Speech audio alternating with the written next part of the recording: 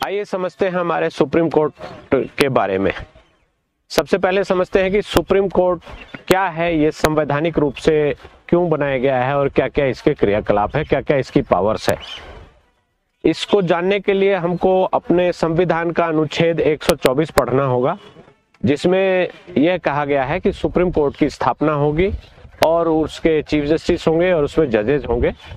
तो अमेंडमेंट करके पहले 7 जज थे, फिर 30 जज किए गए। अमेंडमेंट करके ये उस हिसाब से संविधान के हमारे पार्लियामेंट द्वारा अमेंडमेंट संविधान में करके और सुप्रीम कोर्ट के जजों की संख्या बढ़ाई जाती है। ये तो सुप्रीम कोर्ट की स्थापना हो गई। अब समझते हैं कि सुप्रीम कोर्ट के क्या क्या पावर्स है। सुप्रीम कोर्ट के मोटा मोटी तौर पे देखा जाए तो 3 तरह की पावर्स है। एक जो सबसे बड़ी पावर है वो है अपीलेट पावर। आप किसी भी हाई कोर्ट के ऑर्डर के अगेंस्ट सुप्रीम कोर्ट में अपील लगाते हैं। हाई कोर्ट या कोई ट्राइब्यूनल है, जैसे national consumer disputes redressal forum है या बहुत सारे और ट्राइब्यूनल्स हैं एक्साइज के, उन सब के एक्टों में प्रोविजन है कि उसमें उनकी अपील सुप्रीम कोर्ट आएगी। तो उन एक्ट के अंतर्गत appeal, final appeal supreme court में आती है। इसके अलावा जो जनरली हाई कोर्ट के ऑर्डर के अगेंस्ट 132 से लेकर 136 तक में प्रावधान है संविधान में, जो हमारा अनुच्छेद है 132 से लेकर 136 तक, उसमें प्रावधान है अपील का। उसको लीव टू अपील बोलते हैं और पिटीशन जो फाइल होती है उसका नाम है स्पेशल लीव टू अपील। इसका मतलब हाई कोर्ट के ऑर्डर के अगेंस्ट हम स्पेशल लीव मांगते हैं कि हमें अपील करने की अनुमति दी जाए, लीव दी जाए। जब लीव ग्रांट हो जाती है तो वो क्रिमिनल अपील या सिविल अपील के रूप में वो पिटीशन या वो जो अपील है वो कन्वर्ट हो जाती है। ये है प्रावधान। दूसरा जो पावर है सुप्रीम कोर्ट का वो ओरिजिनल पावर है, जो कि मूलतः रिट जुरिस्डिक्शन है। रिट में आर्टिकल 32 की पावर सुप्रीम कोर्ट के पास है, जिसमें कि 5 तरह के रिट इशू की जाती है। आप जितने भी PIL पढ़ते हैं या अखबारों में सुनते हैं या मीडिया में देखते हैं, सोशल मीडिया में देखते हैं, वो सब सुप्रीम कोर्ट की रिट जुरिस्डिक्शन के अंतर्गत पास किए गए ऑर्डर होते हैं। रिट की पावर ओरिजिनल पावर है और 5 तरह के रिट है, जो मैंडेमस है, सर्सोरारी है, प्रोहिबिशन है, क्यो वारंटो है और हैबियस कॉर्पस है। इस 5 तरह के रिट मूलतः सुप्रीम कोर्ट की ओरिजिनल पावर्स में है। ये रिटें हाई कोर्ट से भी इशू की जाती है, वहां 226 में पावर है। इसके अलावा ओरिजिनल पावर सुप्रीम कोर्ट का जो एक विशेष पावर है, जिसके बारे में बहुत कम लोग गौर करते हैं, बहुत कम लोग जानते हैं, वो ये पावर है कि 2 राज्यों के बीच में अगर कोई विवाद हो तो उन राज्यों, एक राज्य मान लेते हैं, एक राज्य ए राज्य बी पर कोई मुकदमा डालना चाहता है तो वो अपने हाई कोर्ट में तो डाल नहीं सकता, क्योंकि उसके हाई कोर्ट को एक्स्ट्रा टेरिटोरियल पावर नहीं है। तो वो ओरिजिनल पावर, उनका मुकदमा अगर बाउंड्री का डिस्प्यूट है या किसी तरह का कोई डिस्प्यूट है तो वो मुकदमा ओरिजिनल पावर जो सुप्रीम कोर्ट की होती है वहां आता है।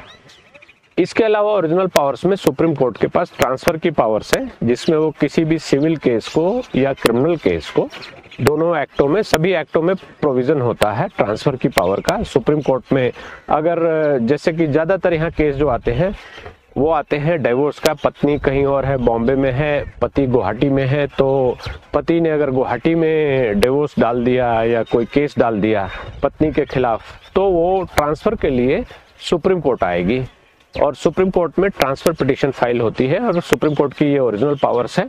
सुप्रीम कोर्ट फिर नोटिस देकर बुलाती है या जो भी आदेश करती है, ये सुप्रीम कोर्ट की पावर्स है। ये 2 पावर हमने सुना, एक एडवाइजरी पावर है, दूसरी पावर ओरिजिनल है। तीसरा जो एक बहुत ही महत्वपूर्ण पावर है वो एडवाइजरी पावर है सुप्रीम कोर्ट का। वो एडवाइस करना, भारत सरकार को जब किसी विषय पर एडवाइस चाहिए, हमारे महामहिम राष्ट्रपति को जब किसी विषय पर एडवाइस चाहिए, मान लीजिए कोई बिल है, पार्लियामेंट में बिल पास करके भेजा और राष्ट्रपति चाहते हैं कि इस पर क्या लीगल पोजीशन है, उसकी एडवाइस मांगी जाए, तो वो एडवाइस के लिए सुप्रीम कोर्ट में भेज सकते हैं। और यहाँ पर एडवाइजरी कमेटी होती है, चीफ जस्टिस साहब के पास आएगी, वो अपने हिसाब से उसमें एडवाइस देने की व्यवस्था करते हैं, तो वो एडवाइस जाती है सरकार को। तो सुप्रीम कोर्ट के 3 पावर हमको दिखाई दे गए, एक एपिलेट पावर है, एक ओरिजिनल पावर है, एक एडवाइजरी पावर है। इन तीनों पावर्स का ही प्रयोग सुप्रीम कोर्ट में ज्यादातर केसों में देखा गया है और यही होता है।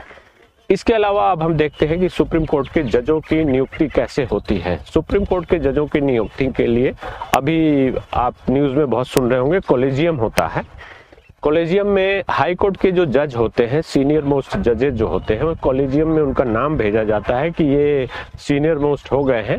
ऑल इंडिया की एक मेरिट रैंकिंग बनती है और उसमें सीनियर मोस्ट जज हाई कोर्ट के, किसी भी हाई कोर्ट के हैं, तो ऑल इंडिया सीनियरिटी में ऊपर जब वो आ रहे हैं, या कॉलेजियम की मर्जी है कि वो उनको एलिवेट करके सुप्रीम कोर्ट का जज बना सकती है। इसके अलावा सुप्रीम कोर्ट का कॉलेजियम सीधा सीधी डायरेक्टली किसी को भी जज सीधा सुप्रीम कोर्ट में जज नियुक्त कर सकता है। ऐसा 5-6 बार हुआ है। अभी तक 5 या 6 जजेस सुप्रीम कोर्ट में सीधे एडवोकेट से सीधे जज बनाए गए हैं और उसकी भी जो रिक्वायरमेंट्स है वो 124 में गौर से आप पढ़ेंगे तो पाएंगे। तो इस तरह से सुप्रीम कोर्ट के जजों की नियुक्ति ये है। जजों को हटाने के लिए बड़ी जटिल प्रक्रिया है। किसी जज के ऊपर अगर कोई चार्ज लगता है या कोई उनका अभियोग लगता है तो उसको हटाने के लिए महाअभियोग का प्रोविजन है। जो इम्पीचमेंट मोशन होता है वो बड़ी कॉम्प्लेक्स प्रक्रिया है। पार्लियामेंट में 2/3 मेंबर्स प्रेजेंट होने चाहिए, वोटिंग होने चाहिए, तब जाकर होगा। ऐसा आज तक भारत में हुआ नहीं है। महाअभियोग लगाया गया है, इम्पीचमेंट मोशन 2 या 3 जजों पे चलाया भी गया है, लेकिन वो सिद्ध नहीं हुआ और 1-2 केसेस में हमने देखा है कि उन जज ने खुद ही आगे बढ़कर रिजाइन कर दिया, जो हाई कोर्ट के जज थे। सुप्रीम कोर्ट के किसी जज के ऊपर महाअभियोग अभी तक लगाया गया हो, ऐसी कोई बात सामने आई नहीं है। तो इस तरह से सुप्रीम कोर्ट के जज को हटाया जा सकता है, ये प्रावधान है। अब हम देखते हैं कि सुप्रीम कोर्ट की, इसका नाम सुप्रीम इसलिए रखा गया है कि कोई भी जुडिशियल प्रोसीडिंग्स है, कुछ भी है, किसी कोर्ट ने, नीचे की कोर्ट ने कोई ऑर्डर पास किया है, उसकी अपील डिस्ट्रिक्ट कोर्ट में सेशन में लगी, सेशन के बाद वो हाई कोर्ट गई, हाई कोर्ट के ऑर्डर के अगेंस्ट आप सुप्रीम कोर्ट आते हैं और सुप्रीम कोर्ट जो फैसला कर देता है वो मान्य हो जाता है। इसके अलावा सुप्रीम कोर्ट की पावर्स ये भी है कि जो सुप्रीम कोर्ट की जजमेंट है वो सभी हाई कोर्ट पर बाइंडिंग है, नीचे के सभी ट्रायल कोर्ट पर बाइंडिंग है, सभी डिस्ट्रिक्ट कोर्ट्स पर बाइंडिंग है। इसलिए सुप्रीम कोर्ट के बारे में ये कहा जाता है कि सुप्रीम कोर्ट लॉ को भी ले डाउन करता है। ये न्याय की प्रक्रिया में न्याय की परिभाषा भी देते हैं और सुप्रीम कोर्ट इस तरह से सर्वोच्च न्यायालय है। तो जो बात सुप्रीम कोर्ट ने कही है वो सुप्रीम कोर्ट ही बदल सकती है और सुप्रीम कोर्ट में व्यवस्था है कि अगर 2 जजों ने कोई बात कही है, उस पर कोई फर्क आ रहा है तो 3 जजों के यहाँ वो विषय जाएगा, 3 ने कही है तो 5 के यहाँ जाएगा, 5 ने कही है तो 7 के यहाँ जाएगा, 7 ने कही है तो 9 के यहाँ जाएगा, फिर 13 के यहाँ जाएगा, या उससे आगे ऑड नंबर्स होते हैं ताकि जो ऑड और इवन नंबर है वो मेंटेन हो। जो मेजॉरिटी है वो ऑड के थ्रू ही होती है। अभी आपने ये हाल फिलहाल में देखा होगा कि 5 जजों की बेंच ने ही फैसला दिया जिसमें कि सरकार के फैसले को, डीमोनेटाइजेशन के फैसले को चैलेंज किया गया था। तो 4 जजों ने उसको सही ठहराया और 1 जज ने उसके विरुद्ध वोट किया। तो ये ऑड नंबर था। चूंकि 4 लोग एक साइड थे, एक तरफ थे, मेजॉरिटी था, इसलिए 4 की संख्या मेजॉरिटी हो गई और वो जजमेंट इफेक्टिव हो गया। 1 जज, अगर उस 5 में से 3 जज सरकार के विरुद्ध करते और 2 जज सरकार के फेवर में करते तो वो 3:2 का रेशियो होता और सरकार के फैसले को बदल दिया जाता या क्वैश कर दिया जाता। ऐसा कई बार हुआ है, पहले भी हुआ है और आगे भी होता रहेगा। ये हमारी संवैधानिक व्यवस्था है और ये पूरा सुप्रीम कोर्ट का ये पावर है। इस तरह से सुप्रीम कोर्ट काम करती है और इसके बारे में हम इतना ही, एक लेमन के रूप में हमको इतना ही जानना चाहिए। एज एन एडवोकेट और एज ए लीगल प्रैक्टिशनर बहुत सारी बातें हम सुप्रीम कोर्ट की पावर्स के बारे में चैलेंज करते हैं। सुप्रीम कोर्ट की जो पावर एक्सरसाइज की गई उसके बारे में चैलेंज करते हैं, उसके बारे में एक्सरसाइज नहीं की गई उसके बारे में चैलेंज करते हैं, डिस्प्यूटेड क्वेश्चन ऑफ फैक्ट है वो चैलेंज करते हैं। बहुत सारी बातें होती है, कानूनी दावपेच है, वो कानून के हिसाब से बनाए जाते हैं, इसलिए उसकी चर्चा हम यहाँ नहीं करेंगे।